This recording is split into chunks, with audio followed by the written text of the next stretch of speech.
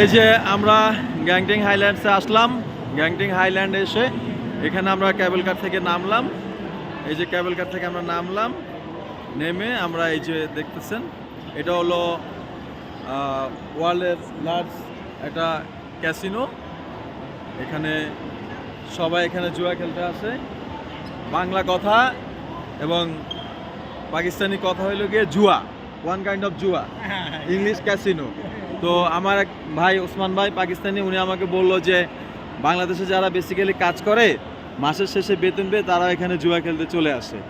হ্যাঁ, তো বাংলাদেশে বহুত লোক এধার में জুয়া জুয়া খেলতে আসে। আর তো আমি বললাম যে তোমরা আসো নাকি পাকিস্তানি? বললো যে না, পাকিস্তানিদের অনেক কাজ, তারা এখানে জুয়া খেলতে আসবে, তাদের এত সময় কোথায়। ঠিক আছে, তো আমি বলবো যারা আমার এই ভিডিওটা দেখবা, ভাই কষ্ট করতে আসো এই দেশে টাকা কামানোর জন্য, বাবা মা হ্যাঁ স্ত্রীকে রেখে তোমরা এই দেশে এসে কাজ করো। কেন শুধু শুধু তোমরা যে টাকা পয়সা ইনকাম করো সেটা আবার জুয়াতে খরচ করো?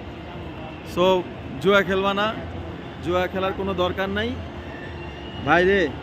জীবন অল্প দিনের, বেশি দিন তো আর এদেশে থাকবা না, টুডে টুমোরো চলে যেতে হবে। তাহলে এই যে টাকা পয়সাগুলো ইনকাম করো, করে জুয়ার পিছনে ছেড়ে দাও, লাভটা কি? বউ বাচ্চা না খেয়ে থাকে, ফ্যামিলি না খেয়ে থাকে। সো প্লিজ যারা আমার বাংলাদেশি বাইরে আসো, তোমরা অনেক টাকা পয়সা ঋণ করে আসো, এসে তোমরা যা বেতন পাও সেটা জুয়া খেলে হারায় ফেলো। সো দরকার কি? সারা জীবন তো আর মালয়েশিয়ায় বসে থাকবা না, টাকা পয়সা কামায়া দেশে কিছু জায়গা জমি করো, দোকানপাট করো, এটাই তো ভালো রে ভাই। আমার কথাগুলো শুনতে হয়তো খারাপ লাগতেছে, কিন্তু এটাই বাস্তবতা। আজকে যখন দেশের বাইরে চলে আসি, দেশে তখন মনে হয় যে আমার দেশও তো 71 সালে স্বাধীন হয়েছে। হ্যাঁ, অন্য দেশগুলো তো ওই 60, 65, 68 এই সময় স্বাধীন হয়েছে। আজকে অন্য দেশগুলোর অবস্থা আর আমার দেশের অবস্থা দেখে সত্যি খুব খারাপ লাগে। যাই হোক, রাজনীতিবিদরা রাজনীতি করবে, যারা দেশ চালায় তারা দেশ চালাবে। আমরা সাধারণ মানুষ, আমাদের ওগুলো নিয়ে মাথা না ঘামানো উচিত। আমরা কাজ করব, ডাল ভাত খাবো, নামাজ কালাম পড়বো, আল্লাহকে ডাকবো। এটাই আমাদের হওয়া উচিত আমার কাছে মনে হয়। এর বাইরে বেশি কিছু নিয়ে আমাদের মাথা না ঘামানোই ভালো। তবে একটা কথা বলবো, লাইফে বেঁচে থাকার জন্য বেশি টাকার প্রয়োজন হয় না। সামান্য ঢাল ভাত, 5 ওয়াক্ত নামাজ কালাম আর কিছু টাকা পয়সা জমায়া দেশ বিদেশে ঘোরা, এই তো লাইফ। এর বেশি তো আর কিছু না।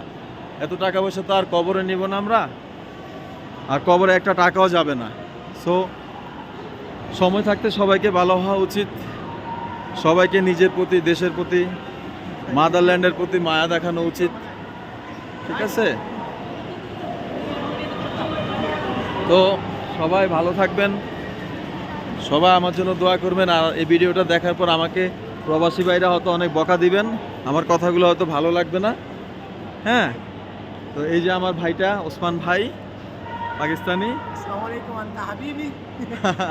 সে আমাকে বলছে যে বহুত বাংলাদেশি